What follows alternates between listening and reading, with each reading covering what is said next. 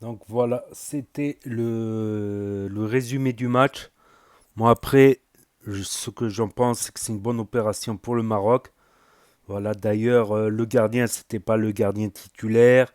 La moitié de l'effectif, voilà, il a fait tourner la moitié de l'effectif. Voilà, pour peut-être pour laisser les joueurs se reposer pour les huitièmes, voire la suite.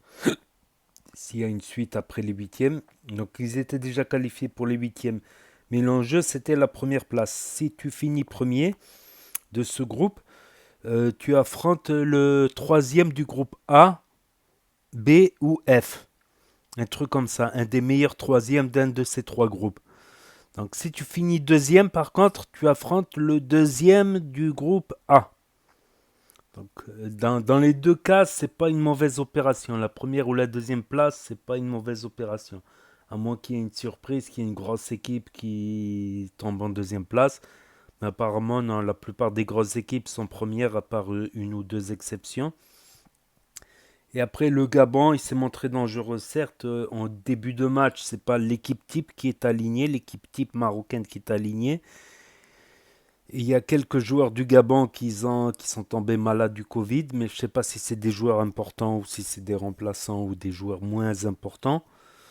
En tout cas, ce qu'il en est du Gabon, c'est que c'est une équipe offensive, une équipe assez rapide, pas très maladroite, voilà, pas trop maladroite en avant.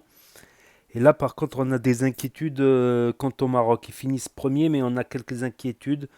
Beaucoup de déchets offensifs, beaucoup d'approximations, beaucoup de passes loupées. Voilà, beaucoup de passes loupées, donc c'est limite inquiétant pour cette équipe du Maroc. Moi, je trouve que c'est pas très rassurant. Par exemple, contre les Comores, il y avait de la place pour rajouter des buts qu'ils n'ont pas mis. Ils ont manqué de réalisme. Ils ont peut-être manqué un peu de lucidité devant. Voilà, ils ont manqué un peu de lucidité, beaucoup d'approximation. Il y a quelques phases qui étaient extraordinaires, des phases techniques, des phases en une touche de balle réussie. Il y avait quelques trucs pas mal. Mais à côté de ces quelques actions pas mal, il y a eu beaucoup de déchets, beaucoup de regrets à voir. Voilà, mais ça reste une équipe jeune, l'équipe du Maroc. Voilà, ça reste une équipe assez jeune, une équipe, on va dire, d'avenir.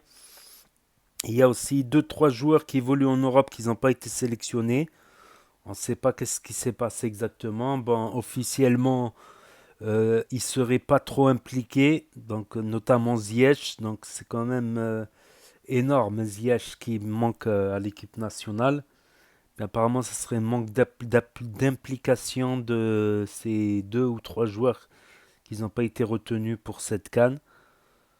Mais ça reste une équipe jeune, on va dire, une équipe qui a encore de la marge de progression, on espère, parce qu'il y a des choses bien dans cette équipe, mais il y a aussi beaucoup de déchets offensifs et beaucoup d'erreurs techniques, malgré deux trois phases, deux trois enchaînements assez impressionnants. Voilà.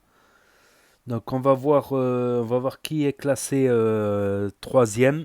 Bon, c'est pas encore fini, faudra attendre pour savoir l'adversaire.